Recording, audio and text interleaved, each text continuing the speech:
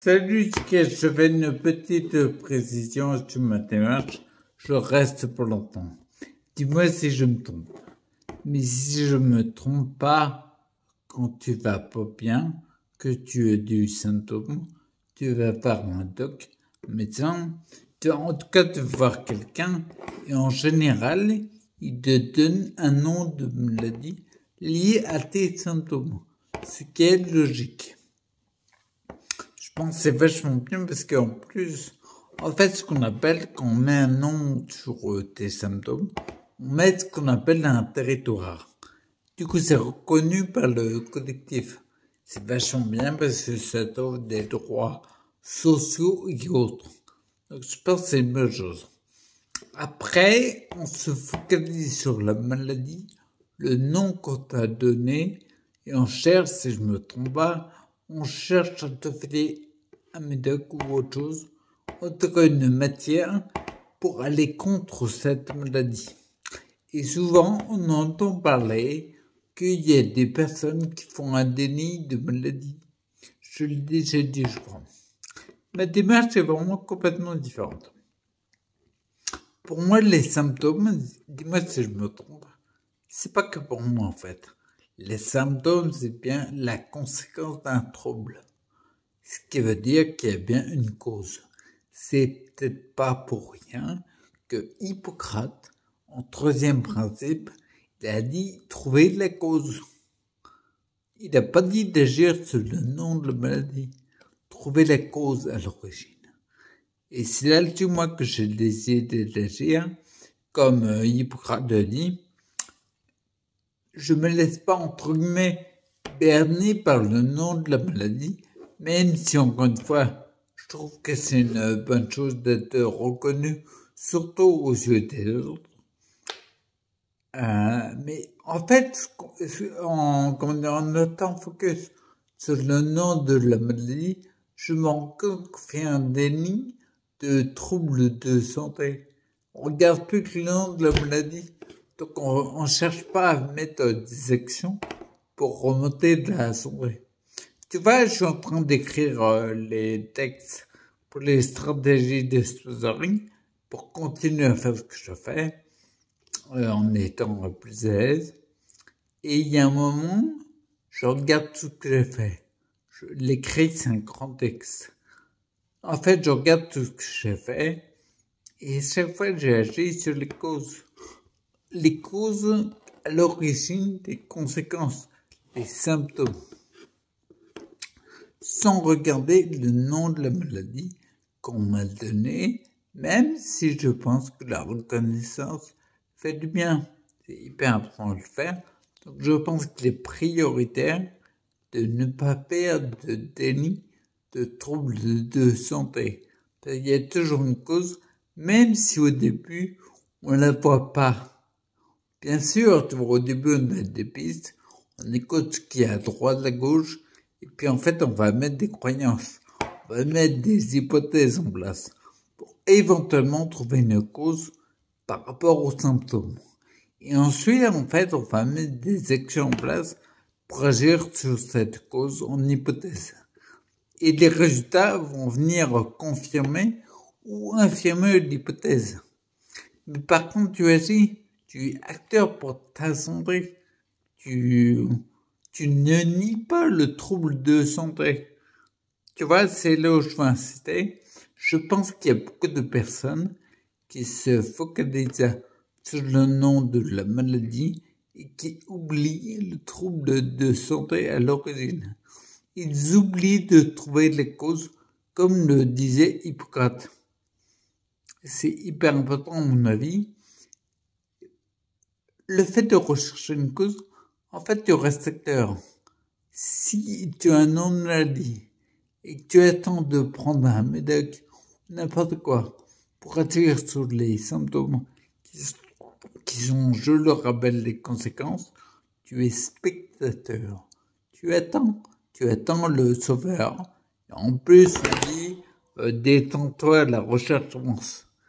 Et je sais pas où va la recherche, mais à mon avis, s'il agissait sur la cause, il aurait forcément des résultats différents. si tu avances, c'est bien d'avancer. On est content pour ceux qui avancent. Mais ils vont, en fait. Tu vois, c'est la question que je me pose. Quand je regarde, par exemple, les photos, tu vois, par où je suis passé, bien sûr, il y a des photos où je trouve que je suis pas terrible, je suis pas en forme. Notamment le party de 2015. Il y avait un gros trouble psychique, mais il y avait aussi beaucoup de choses où j'agissais sur les causes pour équilibrer. Du coup, beaucoup d'élimination. Qu'on appelle ça, en fait, de crise dépurative. Ton corps, il évacue beaucoup. Et maintenant, je suis content. Je fais beaucoup, tu vois, des cures de Clark. De Clark pour les reins, pour le foie. Et beaucoup de ketogène. Par contre, là, maintenant, le fait que je mange beaucoup d'œufs, c'est sans aucune nausée. C'est la preuve que mon corps va beaucoup mieux. Vraiment en meilleure forme. Et je peux me permettre maintenant des choses qu'avant je pouvais pas me permettre. Je sais bien, tu vois, que j'ai une élocution difficile. Et encore, sachant qu'il y a beaucoup de choses qui évoluent. Comme je te disais il y a pas longtemps, là, j'ai vu les centimètres de circonférence qui changent. Mon transit change aussi. C'est pour ça que je suis vachement fatigué, je pense. Mais ça pourrait pas avoir lieu s'il n'y avait pas eu tout le travail avant. Et j'aurais pas les résultats aujourd'hui. Je serais pas en train de me dire, comment dire, peut-être je regardais en fait, c'est fin 2013.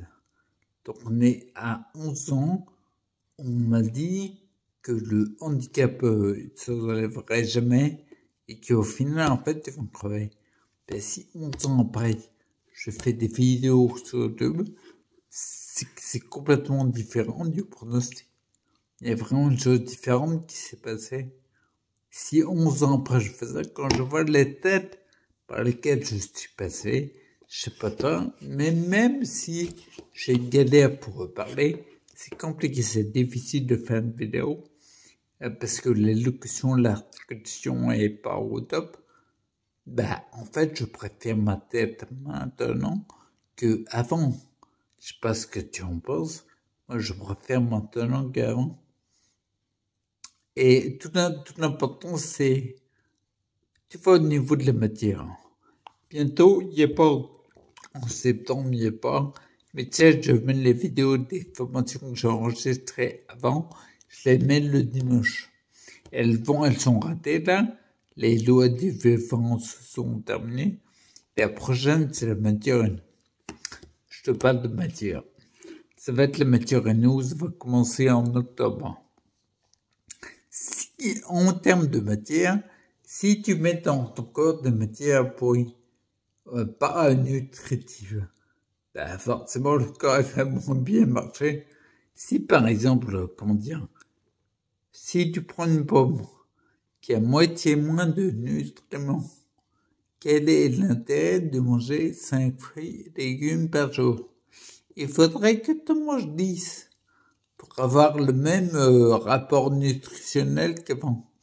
J'ai regardé une vidéo il y a peu de temps, parce que là en fait, j'ai vu apparemment, il y a un mec qui disait, que, les pommes justement, elles ont perdu 100 fois moins, 100 fois moins de valeur nutritionnelle qu'il y a 50 ans. Les pommes industrielles, pas les bio. Donc, si par exemple tu te caves de pommes industrielles, t'étonnes pas que tu aies de moins en moins de santé. Et bien sûr, tu vas avoir des noms de maladies parce qu'on regarde tes symptômes, on cherche pas les causes et on donne des noms de maladies sur les conséquences, sans agir jamais sur les causes. En tout cas, moi, j'ai trouvé de médecin qui fait ça. J'échange tous les mardis, tous les 15 jours, ouais, le mardi, avec une médecin. On sent que ça réfléchit. Et c'est différent parce que la vision holistique de la personne, de l'individu. Sinon, je ne parlerai pas avec. Mais c'est une démarche complètement différente de ce que j'ai connu, moi. Par exemple, tout le monde dit, il y en a beaucoup qui m'ont dit travailler sur les conséquences pour le faire taire. Pour moi, il n'y a aucun intérêt. Bon, il faut que j'arrête là parce que je me suis mis en tête que je fais max des vidéos de 2 minutes et on est déjà à 11 heures. On est à plus de 10 en tout cas. Ok, bon. Je te souhaite vachement de ne pas faire de tennis, de baisse de santé et de lancer des actions pour que ça change. Ok, alors retiens bien, tu as un trouble de santé, il faut agir dessus, pas sur le maladie. Reste acteur et je te dis bientôt.